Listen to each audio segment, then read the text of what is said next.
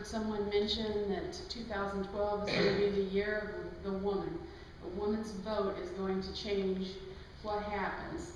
I'd like to just start out with why the big fuss this year. Women wield great power in American politics, but now more than ever before, it's essential that we get educated and get out the vote. It's time for a high-energy, high-return, nonpartisan election campaign to help mobilize women voters. This year's going to be a little different, though. There's a different twist. AAUW has always supported women getting out the vote. It's different this year, though. I sat in on a conference call with Samuel Lehman and Seth Chase from National in February and was extremely impressed by what our national office is doing for this year. The key to this year, Marcia, can you, PowerPoint?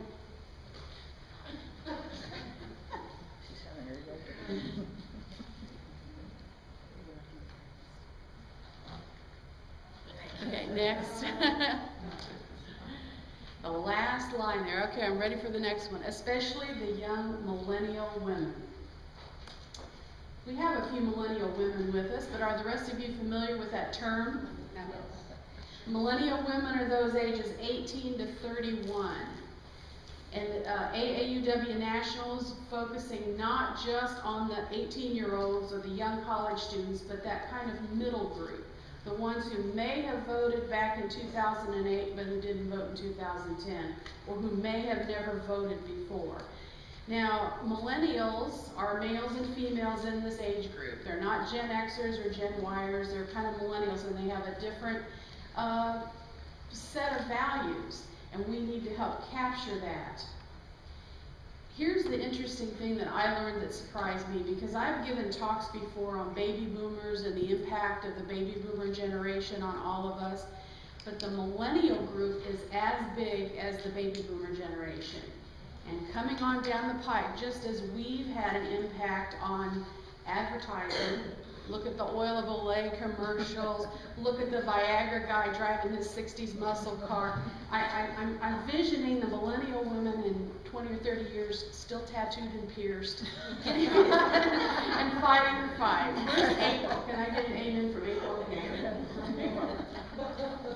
But the millennial women, the millennial group, represent a huge untapped population, and National is focusing on them in many ways. The deal of this is that voting is habit forming. Once you vote, you tend to vote over and over. You may miss an election, but you're a voter. Kind of like churchgoers. And we go to church, we may miss a Sunday or two, but we kind of have the habit. Voting is habit forming, and it's also non-habit forming. If you don't vote the first time, you're never going to vote. You never get in the habit of it. So that's why they're focusing this campaign on reaching people and trying to form those voting habits. The bad news is that fewer millennial voters participated in the 2010 election compared to 2008. The fear is we knew a lot was at stake in 2008, got out the vote, we need to get that back in a nonpartisan manner.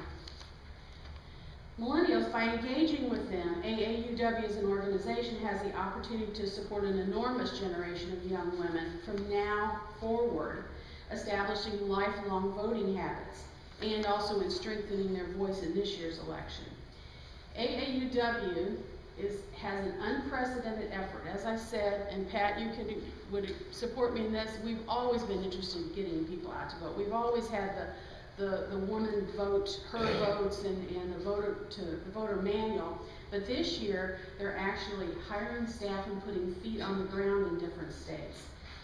They're supporting staff, paying staff to help AAUW branches in the states work with their partner organizations and actually do frontline things like holding what they call cocktails and combos, cocktails and conversations. They're not just hitting the college kids, they're hitting that middle group. There are lots of efforts that are being put out by National Office, materials, public services announcements, bumper stickers, conference calls starting back in early February, and training efforts. We will have someone coming here for our summer meeting from National Office to talk to us about this and tell us what other states are doing. Now, I have no illusions of grandeur that we are in this room going to start the big drive to change Indiana, but we can learn how other states are doing it and maybe implement it pieces at a time. Maybe we can join with League of Women Voters and do a voter registration drive or do an educational program. I do appreciate all that National's doing though. And I had a call, the Indianapolis branch had a call from our main local radio station about wage equity. They didn't get the call from us, they got an email from National office touting the recent activities of the update on the wage equity report. And that's why they reached out to us. I'm sorry to say, but I was very proud that National is really blasting things out for us. And we're going to see it a lot more in this campaign. I also really like the fact that in the final months leading up to the campaign, AAUW National is going to pull out all the stops using all the social media and traditional media outreach, every mailing list they've got, including our college and university partners. So they are going to be reaching out to them, talking to them about how important it is to get the student vote as well. The main message is elections matter for women and girls, now more than ever. So what exactly is our plan, and what should we be thinking about? What is the overall plan? It's voter outreach to all women, not just AAUW women. And AAUW nationally has over 100,000 members and donors, and they're going to utilize every one of us to try and get the message out. The special outreach towards millennial women, clarifying our priority issues. We are nonpartisan, but AAUW has priority issues that should underlie everything that we do in our mission-based programming, in projects that we do through the year, whether it's election year or not. Those aren't changing because it's an election year. So it's a good time to clarify and look at what our priority areas are. Nonpartisan voter education training events are going on right now in several other states. National is training and supporting outreach volunteers for the states to coordinate activities and events such as cocktails and combos, education events, voter registration drives at malls. They are putting feet on the ground, hiring people, and paying for them to stay there. So we are not sure who will be coming in. We may be getting Seth Chase from National in August. We may also be getting one of these feet on the ground people from Illinois or Michigan. And National is going to be doing public service announcements that will help all of us get the message out. Now the 13 states that are targeted right now, and I don't know how they were targeted. I'm sure there was a careful look at that. There are the 13 states that are now targeted with staff on the ground promoting this. It's my vote, and I count. I do want to kind of go over our priority issues again. These aren't changing because it's an election year. Our advocacy isn't just about AAUW lending its name to an issue or speaking up on Capitol Hill about one thing. It's about AAUW members and all citizens concerned with equity being knowledgeable and aware of the current status of important issues.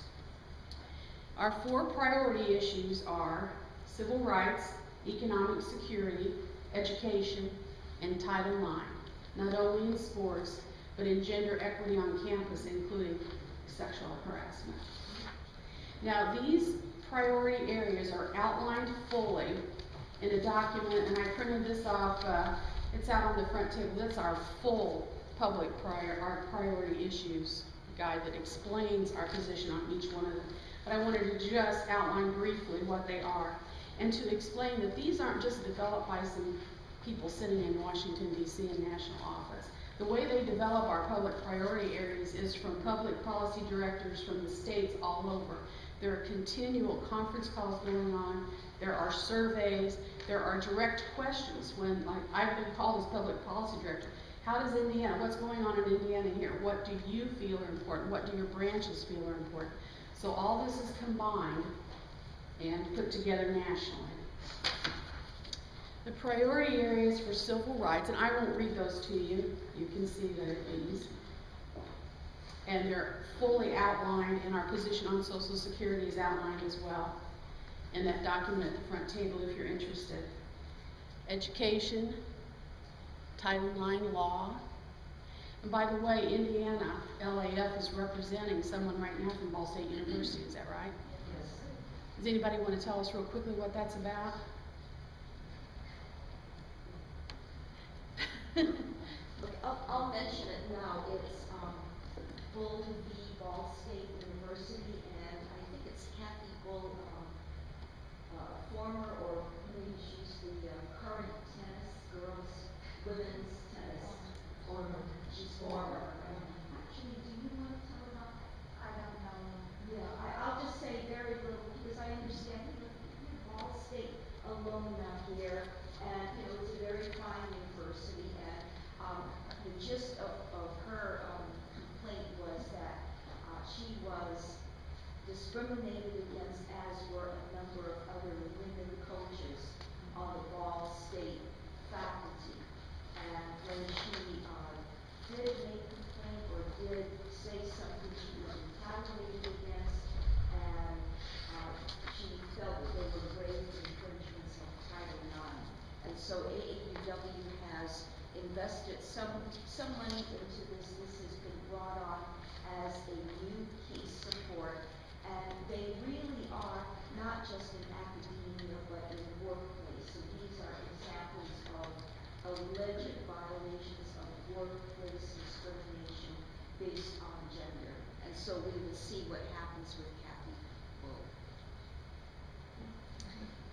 And it gets even deeper in Indiana other than just your gender. We understand in South Bend and in Fort Wayne there have been teachers fired because of their use of, April, are you up on this? In vitro fertilization? Oh, in Fort Wayne, yeah. Mm-hmm. It's the Fort Wayne South Bend Diocese of the Oh, it's Catholic the Church. diocese, okay. And the teacher is in Fort Wayne, and it is now national news. She's been on the national network talk shows, so it will be interesting to watch, to see what happens with them. Whether we get involved in that or not, it's, all right. Touchy because It it's is religion. touching. It is touching. Action steps for us. What kinds of things could we do right now? We don't need to wait till August 4th for our big summer meeting with our national representative to talk about what we can do. There are some things we could be doing right now, and you may be doing it in your branches. One thing is partnering with League of Women Voters in your area. Are they doing voter registration drives? I'm seeing some shaking of heads. Is that going on, helping with voter registration drives and voter education? Anybody want to comment on that, or just that you are? Well, I think League of Women Voters throughout Indiana has been very active this year, and actually our League of Women Voters is in the South End Tribune. Good. I thought possibly being too active in the high schools for the taste of some. But certainly lots of great opportunities to march together in grace and March or hold voter registration drives at a mall or at a large event. Sharon. Mm-hmm. One comment in Fort Wayne, our branch was involved with the League of Women Voters and the YW and the Fort Wayne Women's Bureau for Pay Equity Day. So it's a good foot in the door with the League of Women Voters to just keep that collaboration going. And Indianapolis as well has a partnership with the League of Women Voters and Church Women United, so we can always build on things. It's easier to do things together that's already been established. Now here's the important thing that you could do in your pajamas in the comfort of your home.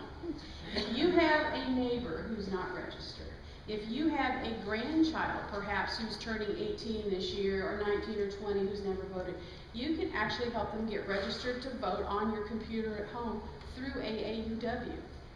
And I've listed the website here.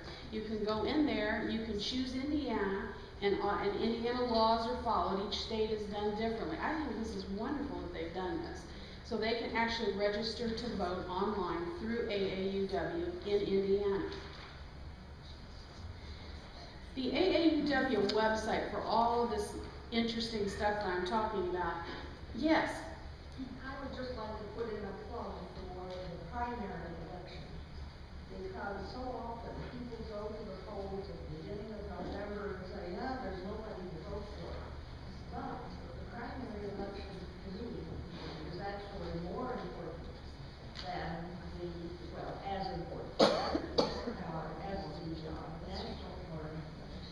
election, the November election, general election. Because if you do not open the primary, you do not select who is going to be on that ballot. So it's May 8th. I would urge everyone to take a look at who is running and get out the vote. Get somebody to the polls so that you have somebody to vote for. Good, thank you, that's a great plug.